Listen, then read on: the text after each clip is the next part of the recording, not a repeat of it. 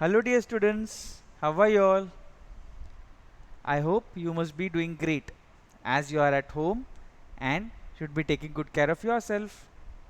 So today we'll start History chapter 5 When People Rebel session 1. So without wasting any time, let's start the session with the first topic, Nawabs lose their power. Nawabs and Rajas lost their power in the East Indian Company. Residents stationed at Indian states worked effectively so that Indian states don't join against the East India Company. Negotiations were put down by the East India Company, which was aiming to rule Delhi. Peasants and sepoys. Peasants and zamindars lost their lands to the moneylenders, as rate of revenue was exclusively increased due to the new land revenue measures, and they could not pay it. Indian sepoys were ill paid. Their religious sentiments were hurt. From Meerut to Delhi, Mangal Pandey was hanged on 29th April 1857 for attacking his officer.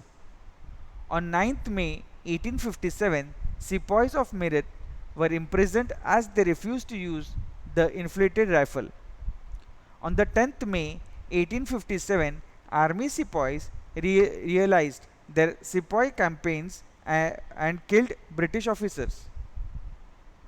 Sepoys realized that sepoy companions and killed British officers. The sepoys then captured guns and ammunition and marched toward Delhi.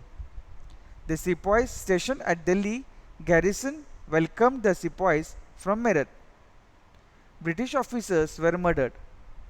The victorious sepoys declared Bahadur Shah Zafar as the Emperor of India.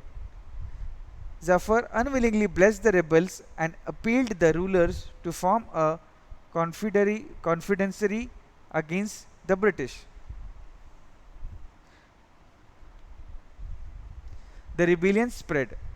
The rulers of the states saw it an opportunity to settle their scores from the company and rose in revolt for the fulfillment of their selfish aims of regaining their territory from East India Company.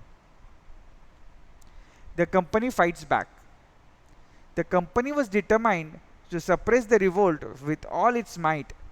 It passed laws to demoralize rebels and mobilize troops from all the states, and reinforced arrived from the England.